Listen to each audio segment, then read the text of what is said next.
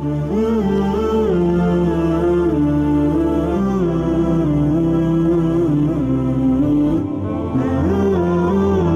तीसरा हक ये मारा कि मेरे अब्बा ने मुझे अच्छा माहौल माशरा नहीं दिया, मेरी तालीम का इंतज़ाम इसने नहीं किए।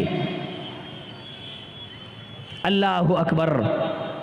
अगर अच्छी औलाद हमें और आपको चाहिए, अपने माहौल को, अपने माशरे को अगर अच्छा बनाना चाहते हैं, तो फिर अगर बाप है अपने बेटे की शादी का इंतज़ाम कर रहे हैं, सालिहा बहू का इंतज़ाम करें, नेक बहू तलाश करें,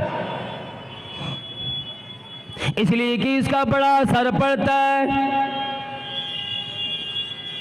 दुनिया ने देखा हजरत अब्दुल्ला बिन मुबारक रहमतुल्लाह अलैह एक बहुत बड़े मुहद्दिस गुजरे, तमाम मुहद्दिसीन पर जरह तादील किए गए, तनकीद की निशाने बनाए गए। अल्लाह बोलो अब्दुल्ला बिन मुबारक रहमतुल्लाह अलैह ऐसे एक मुहद्दिस गुजरे जिन पे बड़ा कम या नहीं के बराबर जरह तादील और या ताने कशी किए गए। उनका बाग मुबारक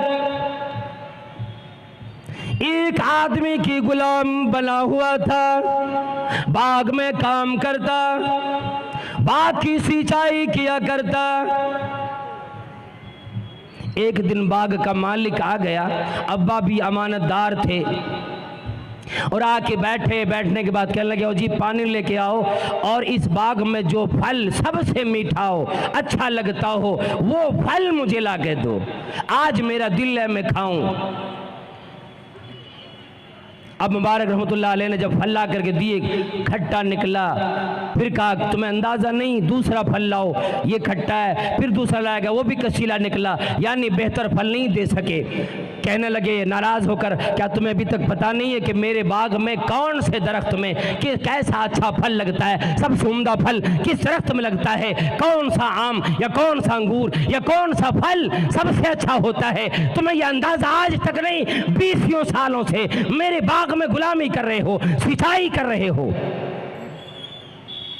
वह कहने लगी, ओ मेरी आका, मेरी मालिक, आपने आज तक मुसीबत न की, बाग की सिंचाई के लिए बाग में रखे, मैं देखभाल किया करता हूँ, बाग में सिंचाई करता हूँ, बाकी में जब कोई डाल काटने की ज़रूरत हो मैं उसको अच्छा कर दिया करता हूँ, हर एक चीज़ की देखभाल तो मैं किया करता हूँ। और मेरे मालिक, आपने आज तक मुझे बाग में फल खाने की इजाज़त न दी, अमानतदारी तो ये है कि मैंने आज तक इस बाग का एक भी फल नहीं खाया, मैं फल खाऊं तो अंदाजा लगे कौन सी दरख्त का फल कितना मीठा है, कौन सा दरख्त का फल कसीला है, कौन सी दरख्त का फल कड़वा है, मुझे अंदाजा नहीं। कहने लगे, ऐ मुबारक, तू मेरी सोच से भी ज्यादा अच्छा निकला, बड़ा आला मकाम का आदमी निकला। ऐ मुबारक, आज से तेरा ये मकाम नहीं, आज चलो तू आज के बाद से मेरे घर में रहेगा, मेरा मुशीर बन के रहेगा, मेरे घर की निगरानी किया करेगा। इतने अमानतदार आदमी हो। लेकर अपने घर पे चले गए।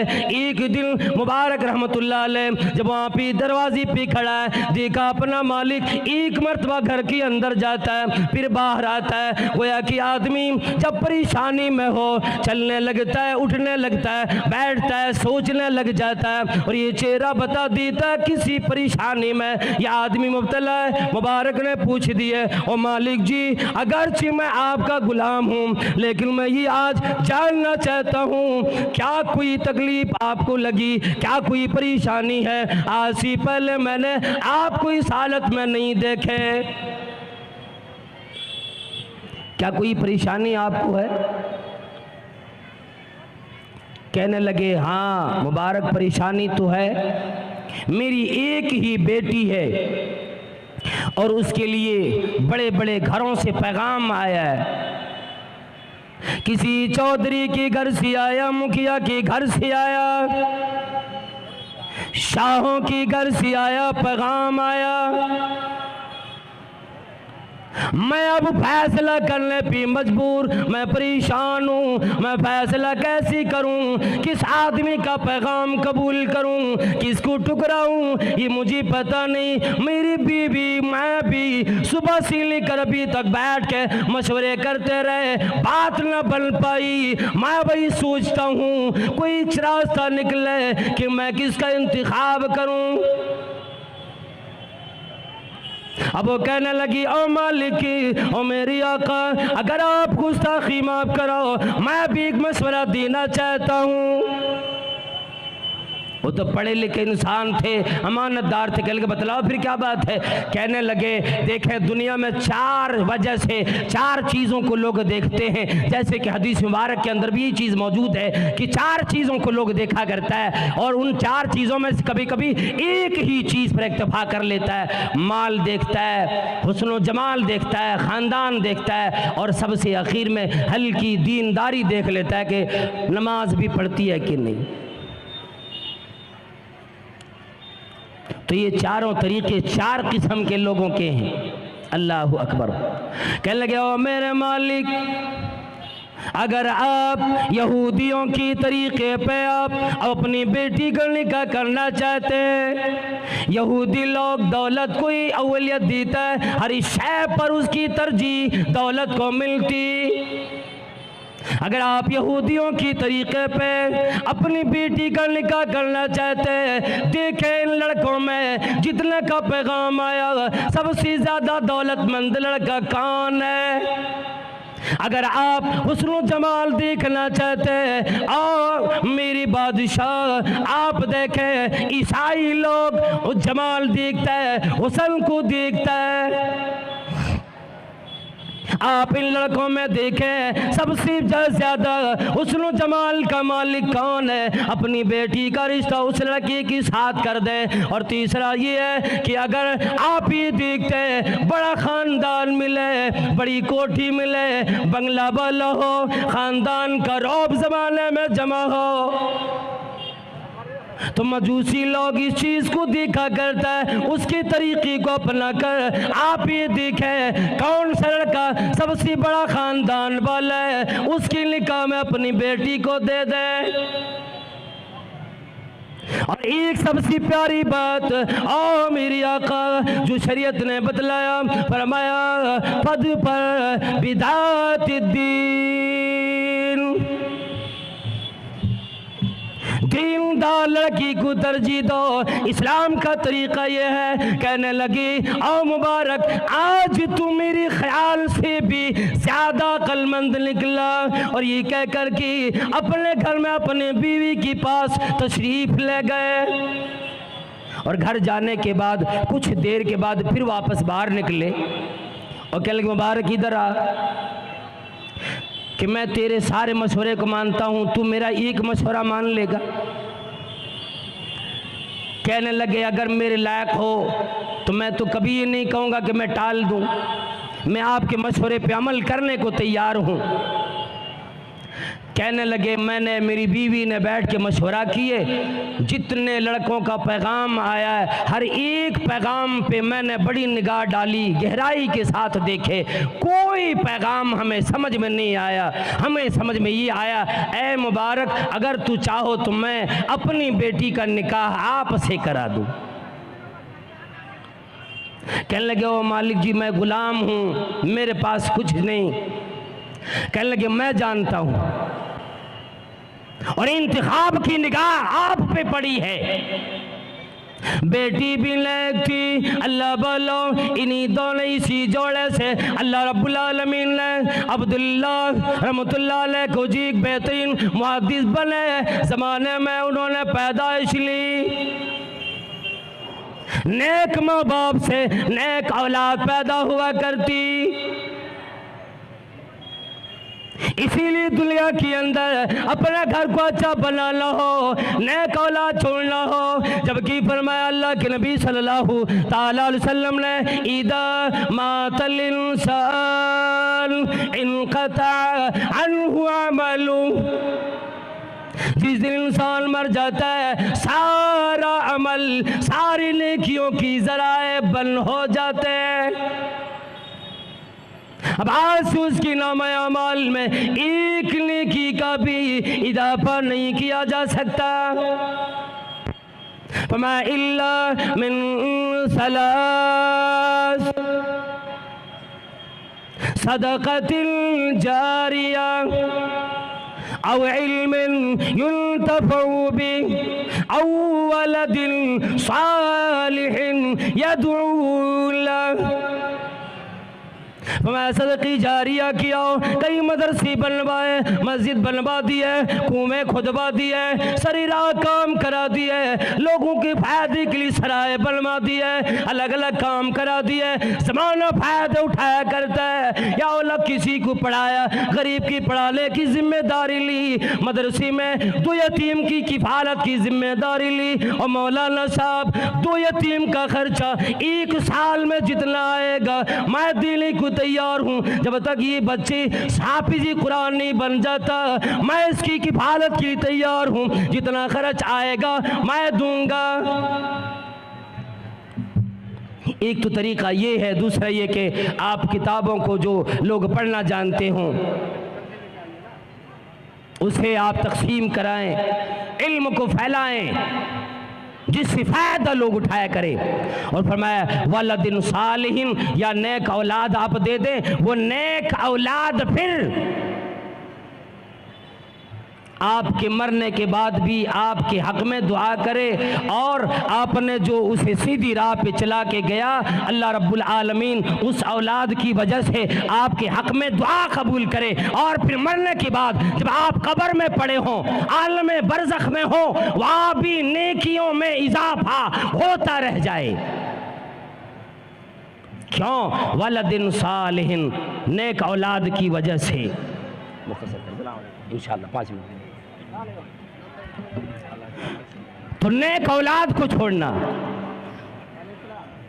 और इस तरह से कुरानी आयतें भी, हदीस मुबारका भी कई एक आती हैं। अल्लाह रब्बुल आलमीन ने फरमाया कुल्लुकुम राइन व कुल्लुकुम मसऊलुन अन रइयती। औलाद के लिए भी अल्लाह रब्बुल आलमीन ने हमें और आपको, जिसको औलाद मिल जाती, जिसके भाई छोटे हों, बहन छोटी हो, या मोहल्ले में कोई यतीम हो, गरीब हो, उस सब के निगरान अल्लाह रब्बुल आलमीन ने हमें और आपको बना दिया। तो आप अपने घर के निगरान हैं, अपने ख़ानदान के निगरान हैं, अपने बच्चों को बेहतरीन माहौल माशरा दें। और सबसे बेहतरीन माशरा माहौल आप उस वक़्त दे सकते हैं जबकि आपकी औलाद रोज़ाना मकतब पढ़ने के लिए जाया करे। जब औलाद मकतब में पढ़ के फारिग हो, फिर उसको किसी अच्छे मदरसे में दाखिला दिलाकर एक बेहतरीन तालीम दिलाई जाए, उस औलाद को तालीम की तरफ लाई जाए।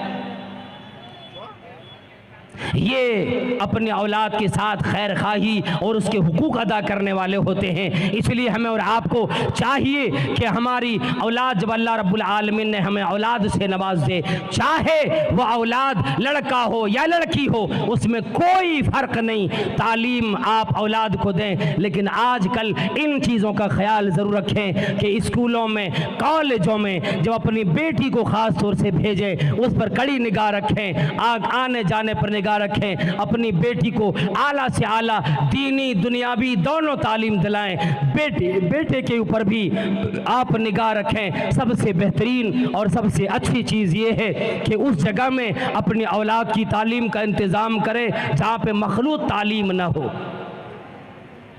वरना एक ही बेंच पे एक कोई गैर बैठा हो, फिर आपकी बेटी बैठी हो, तो वहाँ माहौल माशरा अच्छा नहीं रह जाता।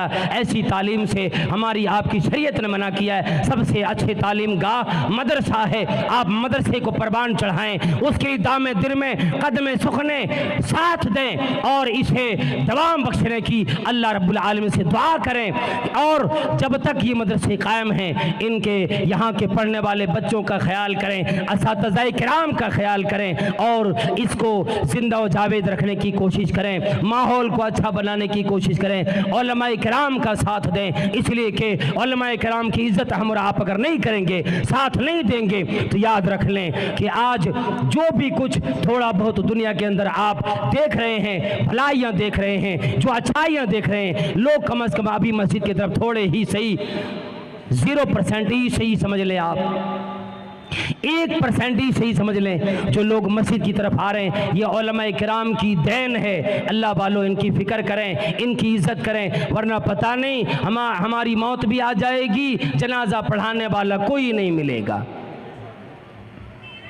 हमारी बेटियों की तरबियत करने वाला, तालीम देने वाला कोई नहीं मिलेगा, उसे अच्छी बातें बतलाने वाला कोई नहीं मिलेगा। इसलिए हमें और आपको चाहिए अपनी औलाद की तरबियत में, अपने औलाद के पढ़ाने वाले असातिज़ाए किराम और अपने माहौल माशरे में आने वाले उलमाए किराम का एहतराम का ख्याल भी रखें। अल्लाह तबारक व तआला से दुआ गो हूँ, या अल्लाह हम तमाम लोगों को जो बातें सुने हैं, परवरदिगार आलम जो बातें सुनेंगे, उलमाए किराम के बयानात जो सुनेंगे कुरान और अहादीस से, हम सबको उस पर अमल करने की तौफीक अता फरमा।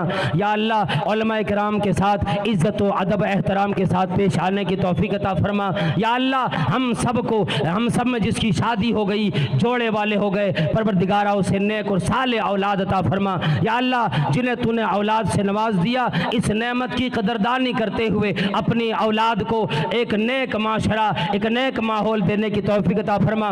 उरियानियत से, फहाशी से, ज़िनाकारी से अपनी औलाद को बचाकर दीनी सीधी राह पर चलाने की, इस्लाम की राह पर चलाने की तौफीक अता फरमा।